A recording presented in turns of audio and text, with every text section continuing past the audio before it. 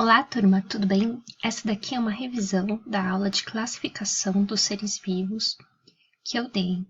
A sugestão que eu dou para vocês é assistir essa aula com papel e caneta e fazer as anotações. Qualquer coisa, vocês podem me procurar na aula e perguntar. Bem, a primeira coisa é: nós, biólogos, dividimos os seres vivos para estudarmos.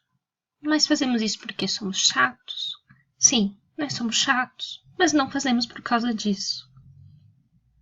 Vou usar um outro exemplo. Música. Quando eu falo música, você tem muita coisa diferente dentro disso. Mas quando eu separo esse grande grupo, música, em grupos, rock, metal, cantigas de roda, funk, samba, você sabe do que eu estou falando. Dentro de um grupo, samba, existem características semelhantes dentro desse grupo. E você já sabe mais ou menos o que esperar. Mas, por exemplo, num grupo rock, ainda está muito diverso. Ainda eles têm uma característica em comum, mas ainda existem muitas diferenças. E aí, eu divido mais uma vez para agrupar mais ainda os semelhantes. No rock, posso dividir em thrash metal, em heavy metal, em melódico, em gótico. E aí, quando eu falo uma subdivisão, você sabe do que eu estou falando. Você já sabe mais ou menos o que esperar, porque você já sabe as características. A mesma coisa dos seres vivos. Todos os seres vivos nós dividimos em 5 grandes reinos, que é o maior. Dentro desse grande divisão, nós subdividimos dentro de semelhantes, que são os filos. E nós vamos dividindo dessa forma, até chegar em espécie. Espécie é a menor divisão. É a divisão fundamental. E o que ela é? Ela é um conjunto de indivíduos semelhantes entre si, capaz de cruzar e gerar um descendente fértil. Essa parte é muito importante. Por quê?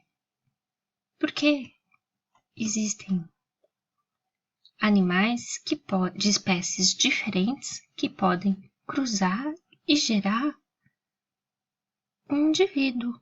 Só que esse indivíduo não é fértil. Por exemplo, o jumento com a égua vai gerar o burro. O burro, ele não é fértil, ele não consegue se reproduzir. Outro exemplo, a zebra e o cavalo, que vai dar o zebroide, que tem características da zebra e do cavalo, mas ele não é fértil. Ou seja, a zebra e o cavalo são espécies diferentes. E como que eu escrevo isso? A espécie é sempre dada por 2 nomes. O primeiro é o gênero, que é Equus, tanto para a zebra quanto para o cavalo. Ou seja, eles são bem semelhantes. Mas eles são de espécies diferentes. A zebra é Equus zebra, enquanto o cavalo é Equus ferrus. Lembrando, os nomes são em latim. Por quê? Porque o latim é uma língua morta. Ou seja, não tem revisão gramatical, não tem trema que vai cair, acento que vai aparecer, hífen que vai mudar. As regras são sempre as mesmas. Para escrever, eu tenho que deixar ela em itálico ou sublinhado, se você estiver escrevendo à mão. Às vezes, até entre aspas, pode ser aceito. E como é que eu faço para decorar essas divisões? Tem um macetinho, o Reficofage. E o Reficofage também tem musiquinha. E eu sei que vocês vão cantar comigo, porque vocês amam cantar comigo, né?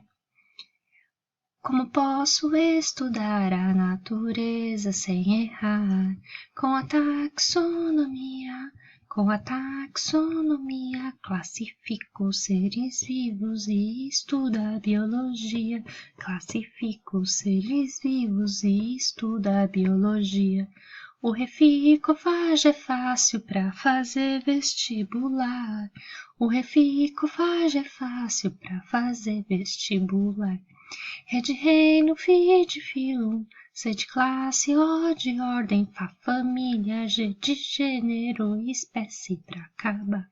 E os nomes científicos compostos vão ficar. Letra grande para gênero e pequeno para espécie. Em itálico, negrito, possa ainda sublinhar. E por que nomes científicos são importantes? Simples. O que é isso para você? Qual que é o nome disso? Nós, aqui do Sudeste, normalmente chamamos essa fruta de mexerica. Só que ela também pode ser chamada de tangerina.